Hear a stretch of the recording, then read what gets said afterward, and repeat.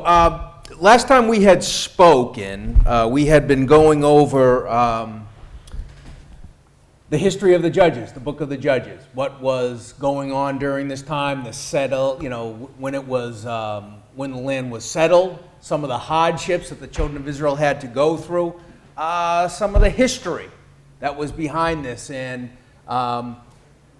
in the historical context where Judges took place. It was a time of great upheaval during the ancient world. We talked about the Bronze Age collapse, where all of this stuff happened one after another, and all of these great empires of the world collapsed, or almost collapsed. And it gave an opportunity, or provided an opportunity, for this group of people that we know as the Hebrews or the Israelites to come in and to move into a land that was really chaotic. And so we stopped. Our last lesson, I believe, that we looked at in Judges was on Deborah, right, and her fight against the Canaanites up in the northern part of Israel. One of the other great stories in Judges, and there's a lot of them, we're going to look at today very briefly, Samson. We didn't get to it during our last classes, so we'll take a look at Samson. Some lessons for us, I guess, is probably the biggest takeaway that we're going to get, hopefully, from this. But, you know, his events, his life and his death, things that he did great, things that he didn't do so great. You know, how can we, gain lessons from his life? Because, you know, he was a very human guy. He had these incredible strengths, these physical strengths, but his mental strength wasn't so good, was it? He struggled with the lust of the flesh, the lust of the eye, and the pride of life.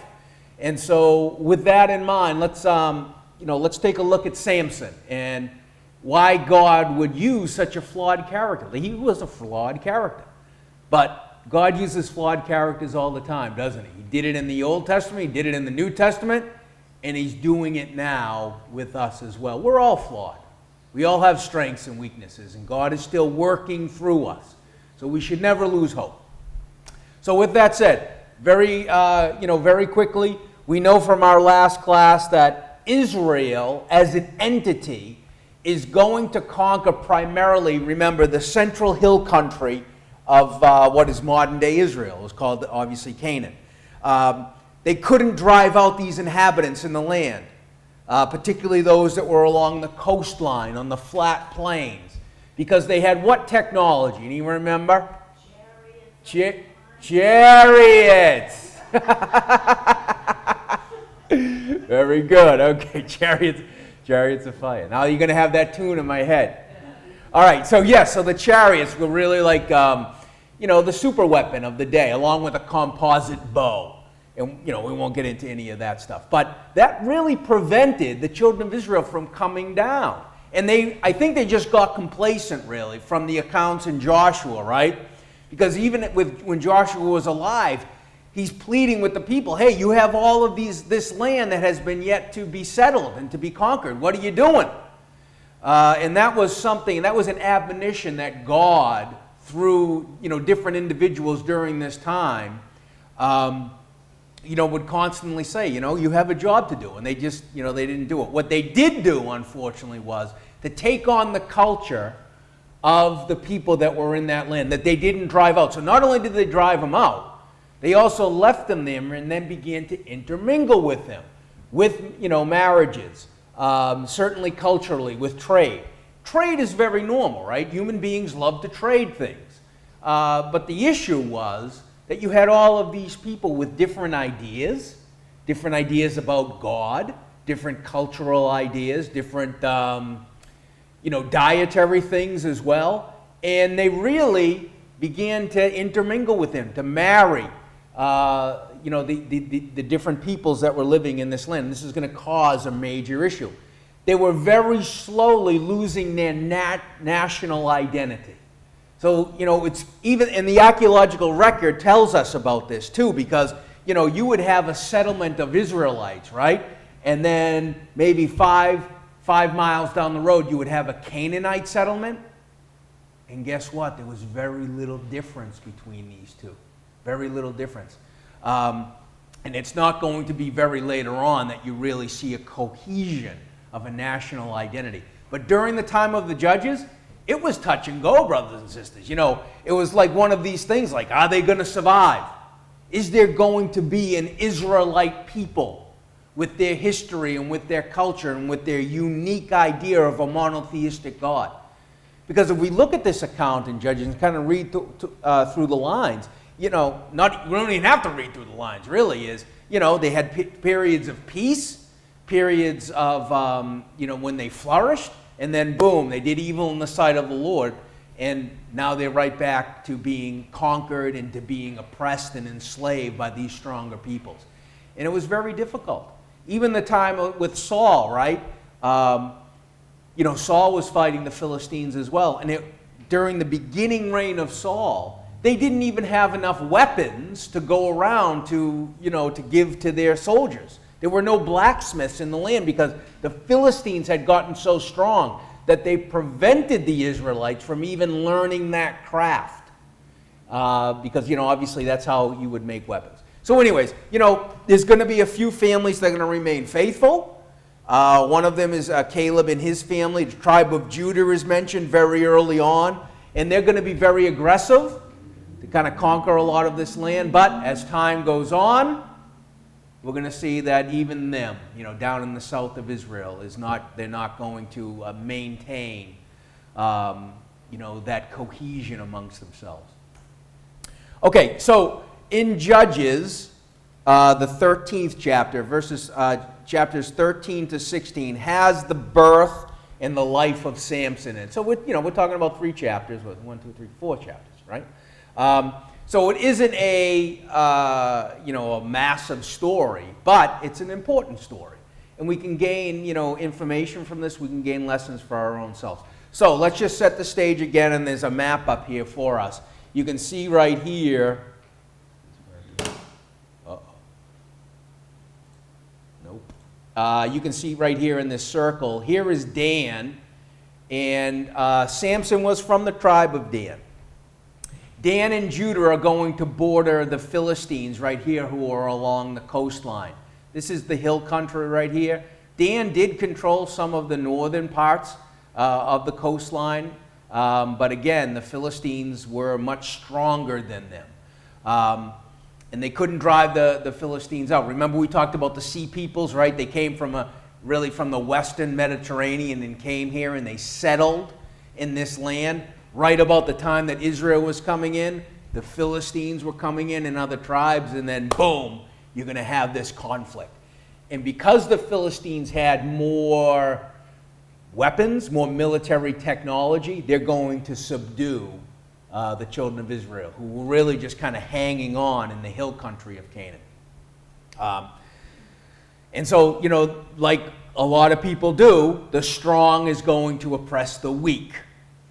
The military strength of the Philistines is going to be much stronger than anything that the children of Judah or the Danites could muster during this time. And it's really going to be up to Samson to kind of handle this situation. And he's obviously a larger-than-life character, right? So this is the area right here that we're talking about. Here's an interesting thing, too, brothers and sisters. When we think about the judges, we think about it as the children of Israel in the land of Canaan kind of dealing with all of these other nations and these other peoples. And as a whole, I guess that's true. But we have to remember that the Judges really is all about different tribes in different sections of the children of Israel dealing with other peoples. In other words, there wasn't a cohesion of people, of Israelites, working together as one group. It was very tribal during this time. The 12 tribes of Israel. Tribal politics came before anything else. And so it's not going to be until the time of David that David unites all of these tribes under one central authority. Before then, what's the term that is used in Judges quite a bit towards the end? What is it? Every man did what? In his own eyes, that's right. So, people were making decisions. In other words, there wasn't like a central government who was telling people what to do, when to do it, kind of controlling things. Every man, every tribe did what was right in their own eyes. And that's really going to be, it's going to have negative consequences, because the old adage is, you divide and conquer. And that's exactly what the other nations in Canaan, these other peoples, did to the children of Israel. They prevented this cohesion from happening. All right, so let's take a look at Judges, the 13th chapter. We're told first in verse 1 of the 13th chapter, "And the children of Israel did evil again in the sight of the Lord, and the Lord delivered them into the hand of the Philistines 40 years. So that's a relatively long period of time to be oppressed, right?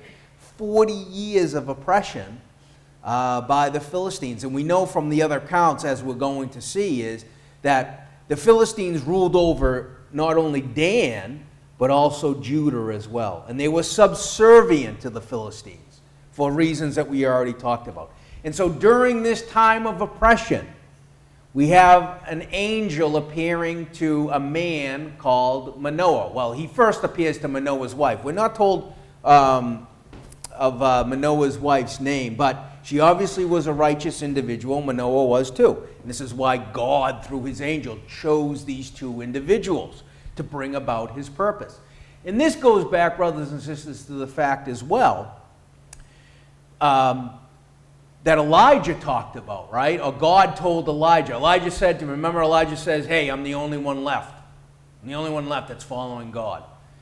And God says, well, not really.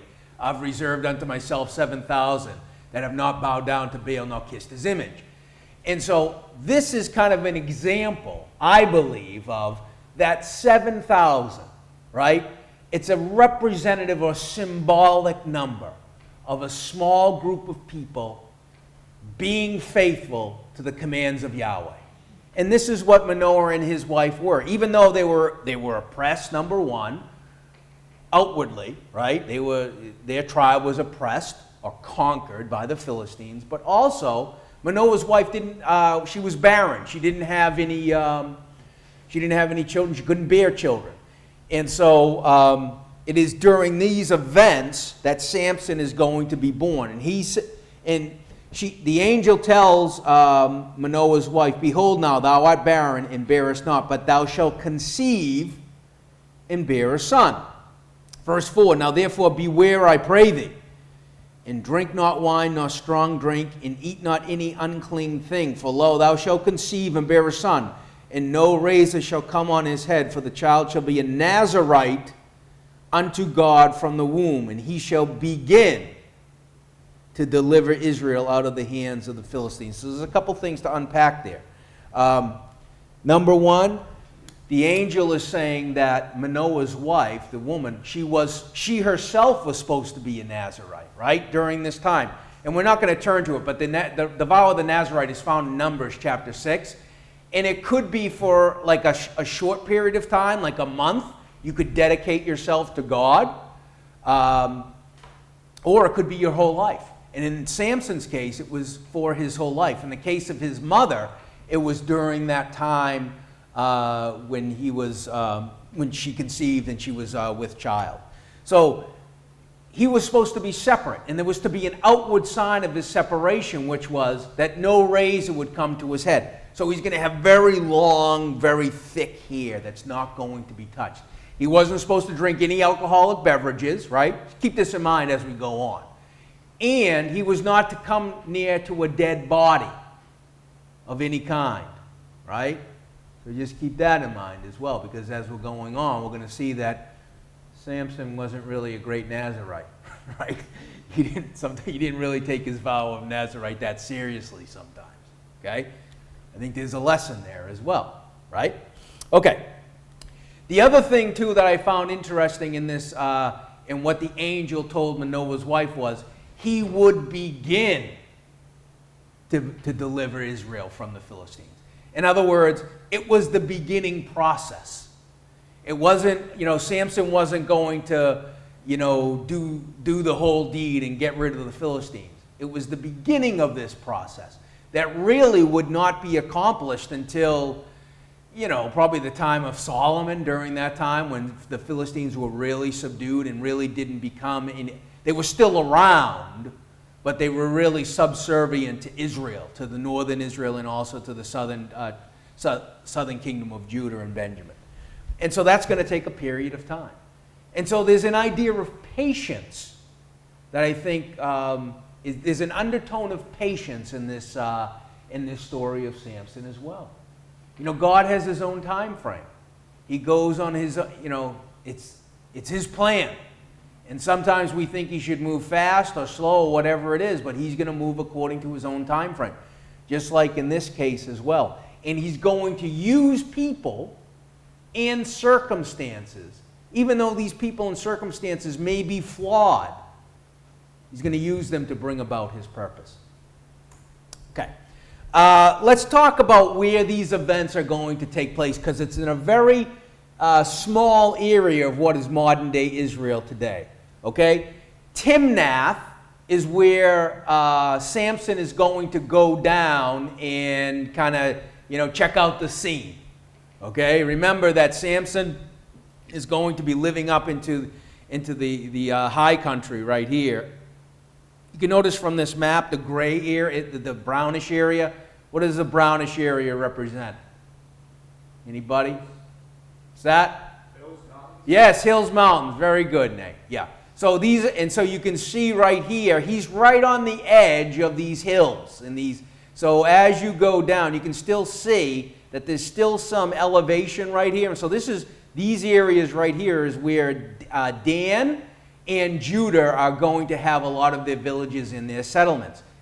Timnath, the valley of Sorek, right? Gath is down here as well. This is all the land of the Philistines. So they're right next to each other, brothers and sisters.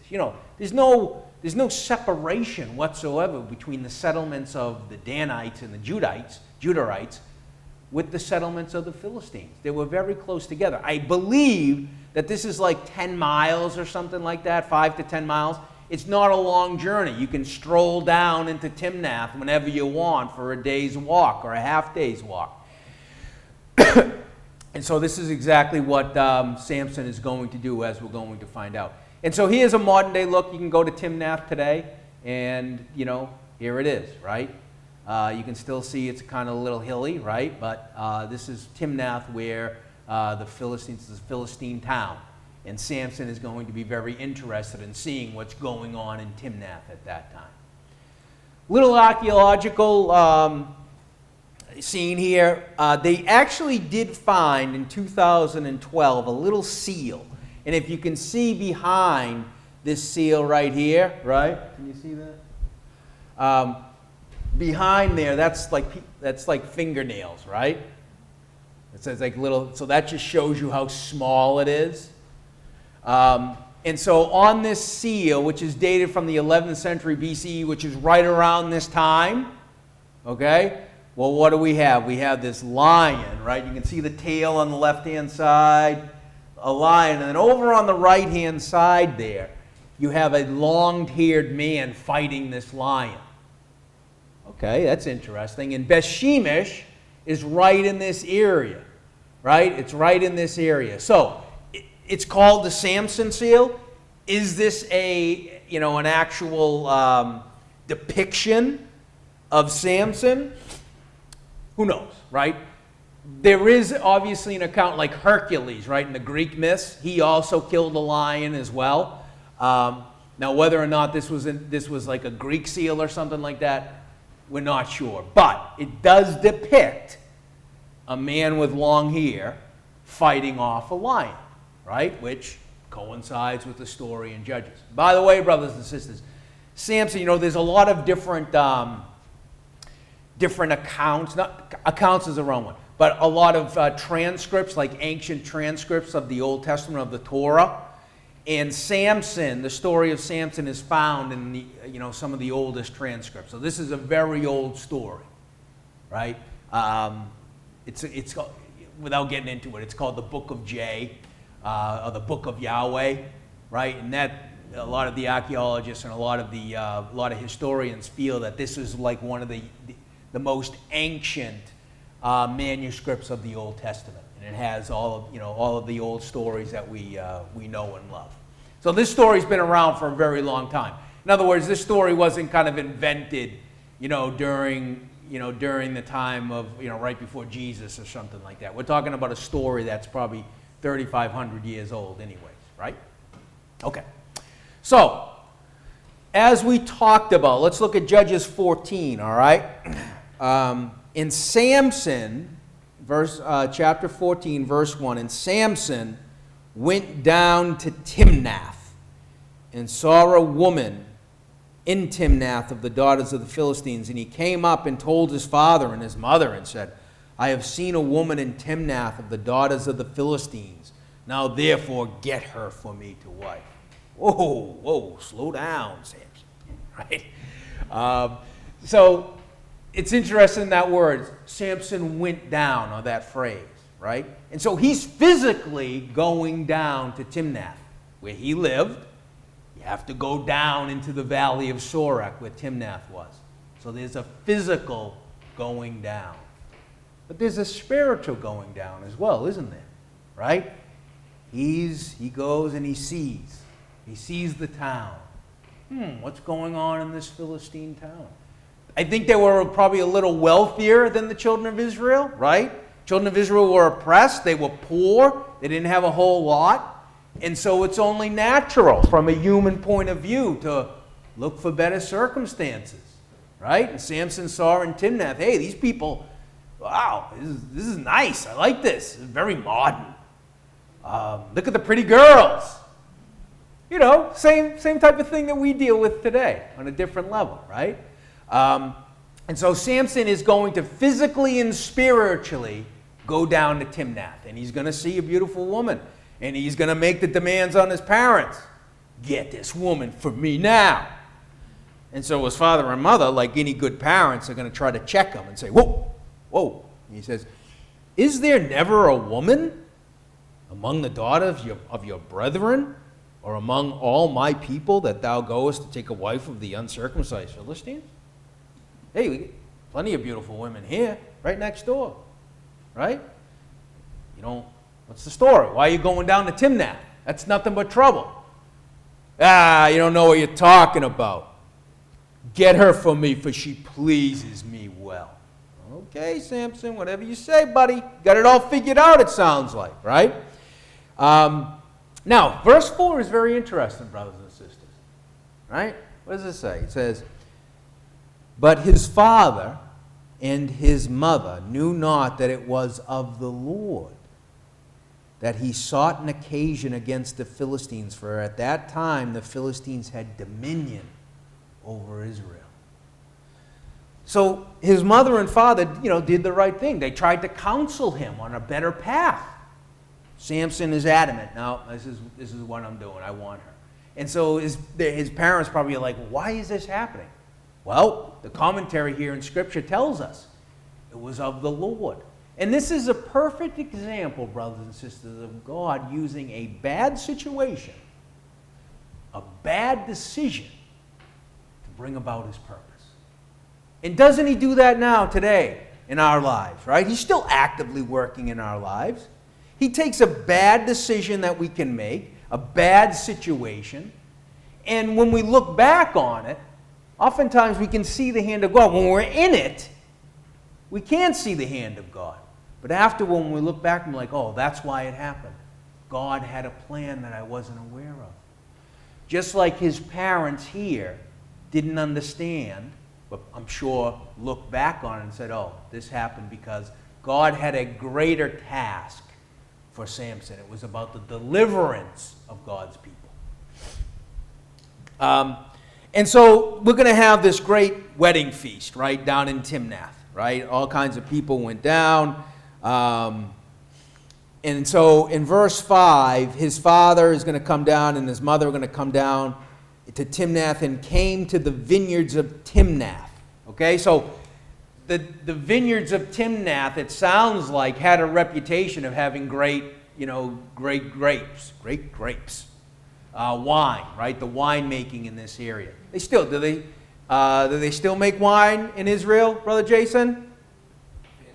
Fantastic wine. You going to buy a vineyard there? Is that, you going to make your own wine? All right. Very good. So, I lost my train of thought. Yeah, vineyards. Okay. I just had this image of Jason, hoeing in the vineyard, pruning the grapes. All right. So on his way, a young lion is going to come, and the Spirit of the Lord is going to come upon Samson, and boom, he's going to rip it apart. It says, the scripture says he's going to rip it apart like a goat meat or something like that. Rawr! Right, rip it apart. Okay, that now is a dead animal. Okay, it's a body. Just keep that in mind. It's unclean. He goes and he has this feast, this wedding feast. Now, it doesn't say that Samson was drinking wine here, okay, or drinking alcohol. But the implication, I believe, is that Samson partook of the wedding feast, right? And everything. Again, we're not told that, but just kind of keep this in mind because he had no problem kind of reaching in of the honey on a carcass, a dead animal. He made himself unclean, didn't he? He made himself unclean when he grabbed that honey. And so that was the breaking of his Nazirite vow, right? Outside of, the uncleanness associated with all his dalliances with the different Philistine women, right?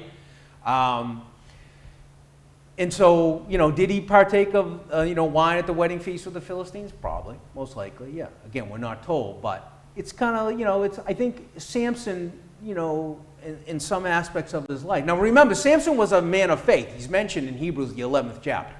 All right, so we're not talking about a bad guy here. He was a man of faith. He judged Israel. He was a servant of God, but he had flaws, and we're seeing some of these flaws, right? So, this event right here, this wedding in Timnath, is really going to be the catalyst for this incredible animosity and hatred between the Philistines and Samson. Before this, it sounds like Samson would come and go down to the Philistines, right? No problems at all. Hey, Samson, how you doing? Good to see you. He's marrying into a family in Timnath, and so there was no animosity there. It sounds like they were, kind of bringing together these families. So he tells them a riddle, right? About in verse 8. And after a time he returned to take her, and he turned aside to see the carcass of the lion. And behold, there was a swarm of bees and honey in the carcass, and he took thereof in his hands and went on eating.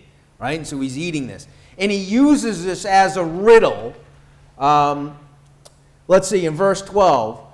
And Samson said unto them, I will now put forth a riddle unto you. If you can certainly declare it me within the 7 days of the feast and find out, then I will give you 30 sheets and 30 changes of garment.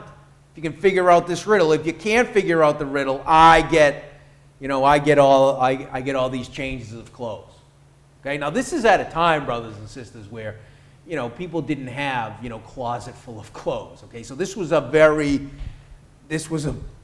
big debt that Samson or these 30 companions would owe each other. This was a considerable amount of money involved in this. Okay, and so this is the riddle. He says in verse 14, out of the eater came forth meat, and out of the strong came forth sweetness. I mean, hey, how can I possibly, figure out this riddle? Right? How could they possibly figure it out? They couldn't, unless they knew the background.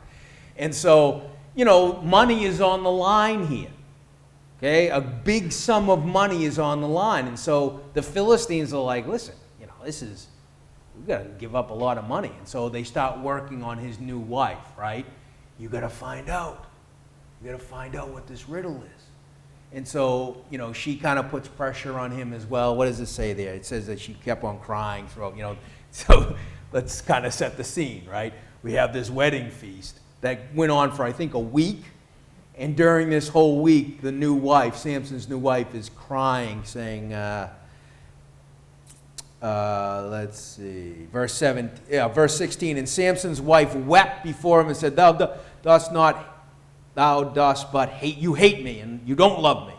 Thou hast put forth a riddle unto my people, and hast not told it to me. And she wept before him the 7 days while their feast lasted. So every day she's crying, you don't love me, you hate me. Right? And Samson's like, so finally tells her the riddle, and then boom, she goes and tells these guys, and Samson's ticked off. And so Samson goes down to Gath, right? I think that's where he went. Hold on, let me look at this. Oh, Ashkelon. He went down to Ashkelon, right, which is about like 20 miles away from where the area is, where they are, further enough away so they don't know what's going on. He takes the John down to Ashkelon, kills 30 Philistines, takes all their possessions, comes back, boom, right? Here you go, guys, right? And so now Samson has this adversarial relationship with the Philistines. He's just killed 30 Philistines. Right, because of this. Do you see how like a simple act like this simple riddle is now going to cause like this major war between the Israelites and the Philistines? It's a simple riddle.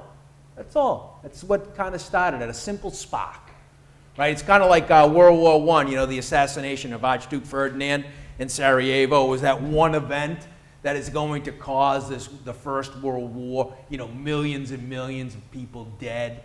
In trench warfare, just like one of the worst wars ever fought by human beings.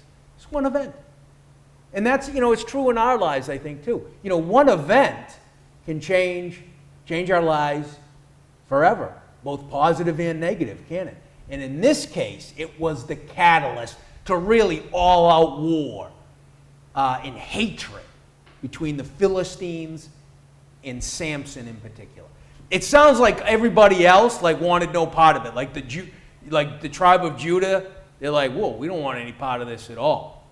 Right? They just wanted the status quo, as we're going to find out. Anyways, without getting into it, eventually the wife, Samson's Philistine wife, and his father-in-law are going to be killed. And their house is going to be burnt with fire because Samson is going to take foxes, right, and tie them up and send them into the fields and into the vineyards. And so these vineyards and these fields, the fields are one thing, right? It was probably close to harvest time. You have a fire. Now your harvest is gone. It's economic warfare that Samson is performing against the Philistines. It's kind of like what Absalom did to Joab's field. Remember that? He burnt the field as well. Right? It's economic warfare. It's like stealing money from you. The vineyards as well were burnt. And so these vineyards take, years and years and years to mature, to get their roots down. And so the more mature vines are the ones that produce the best grapes or the best wine. And so imagine you've cultivated for decades and decades and decades. This vineyard was probably, in these Philistines' hands for, probably 50, 60 years anyways. And they've cultivated these vineyards. And now all of a sudden you got this long-haired guy destroying your crops and your vineyards. Yeah, you're going to want revenge, right? And so it's tit for tat now, right? And Samson even says that. I'm just doing to them what they did to me. And so God is going to use this very, bad situation, this situation full of hatred and anger, and he's going to use this to bring about deliverance. Here's just a quick couple pictures, right? I like this one on the right-hand side. Samson's just got all this clothes. Here are your clothes. And then Samson, fighting the lion as well. Questions, comments before we go on? Okay. All right, we talked about this, right? In revenge for what they did to his wife, Samson uses foxes and fire to burn down the wheat fields of the Philistines in the vineyards. Now, in chapter 15, the Philistines want Samson bad, right? He's up in kind of the mountains or the hill country. He's up in a cave. Verse 8.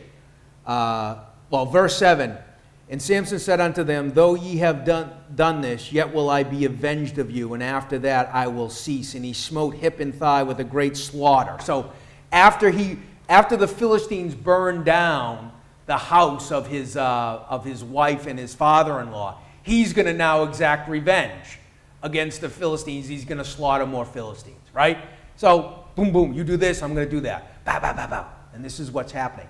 He's up on a rock someplace, right? It says the rock Etam. He's at the top of the rock, right? And there's like a cave. He's got a little abode up there, it sounds like.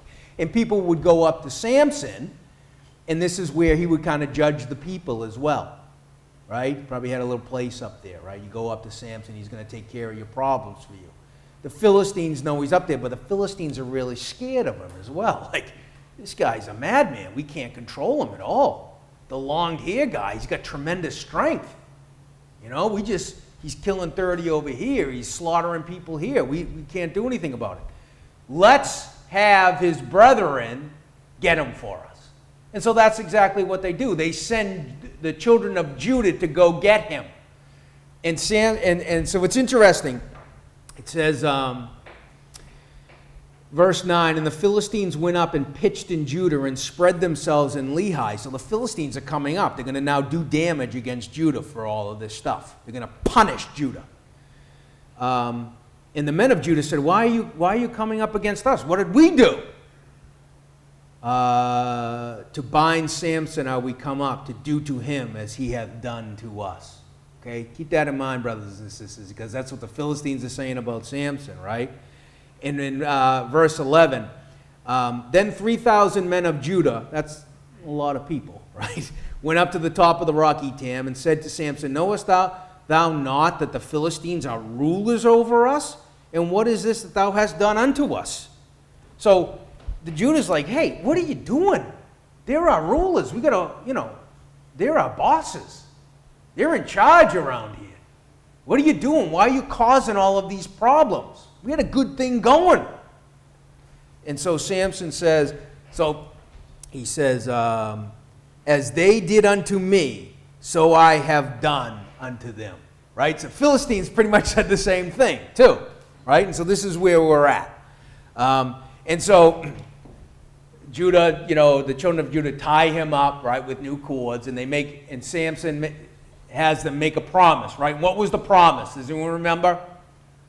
What was the promise that Samson told Judah they had to make before he allowed them to bind him? They wouldn't kill him. That's right, thank you. Yes, they wouldn't kill him themselves. In other words, he didn't want to be killed by his brethren. He says, bind me. He didn't want to fight his brethren, really, is what he's saying. He says, listen, just, bind me up, no problem, I'll go. And so he pretends to be bound up, right? He goes down to the Philistines. He's like, oh, I'm so helpless. Snapow! And now, this is when he takes the jawbone of a donkey, and he just goes house on all of these Philistines. And he saves the day. He saves himself, but he also saves the children of Judah from the Philistines coming into their land and really wiping them out because of the events of Samson. And so, animosity still, right? And this is the event, too, that afterward, Samson's dying of thirst almost. Imagine fighting off, hundreds of people by yourself, right? You're going to be exhausted afterward. And that's exactly what it is. And it shows Samson's faith at this point, brothers and sisters, too, because he turns to God. He turns to God during this time. And what does he say there? And he was sore athirst, verse 18, and called on the Lord and said, thou hast given this great deliverance into the hand of thy servant, and now shall I die for thirst and fall into the hands of the uncircumcised? And so he turns to God. God provides water from, it actually comes out of the jaw of the donkey. He has all of this water. All right. And here's a couple pictures. We won't get into Gath. He's down in Gath, by the way, right? And they think they have him surrounded this time. Again, what's Samson doing down in Gath? Oh, well, he's seeing a prostitute, Philistine prostitute down there, right? Not great, Samson, right? Again, the fleshly lusts and desires that start with what? His eyes, right? All started with his eyes. He saw things. Ooh, pretty. Well, there's a lesson in that as well. So, without getting into too much detail, kind of running out of time, but in Judges 16, once again, we have Samson. He's falling for another Philistine woman, right? Her name is Delilah. Dun, dun, dun, right? And she got a deal from the lords of the Philistines, right? If she captured or helped capture Samson, they would give her a tremendous amount of money. Tremendous amount. Like make her a millionaire. You will be a millionaire if you can help us get this guy. And so Delilah's like, yeah, okay, you got it. And so Samson kind of knew it was up, and he was playing games, right? He was playing dumb with the dunce. So, you know, if you put new bowstrings on me, I can't get away, right? And so that's what she did. Put, you know, bowstrings on his hands, and the Philistines are here, Samson. Boom, right? Oh, that didn't work. New rope. My favorite is the hair in the loom, right? To put your hair in the loom. There's a picture of it as well. And so Delilah kind of nags him over and over and over again, just like his wife. And not to say that all women nag, right? But Delilah did this. This was Delilah. Delilah was kind of manipulating things, right? And eventually Samson gives in, just like Samson kind of gave in with his first wife, right? With his wife in Timnath. She was crying for 7 days, and then eventually Samson's like, I can't take it. And he tells her the truth. You know, I've been a Nazarite from birth. I can't cut my hair. This is where my strength is.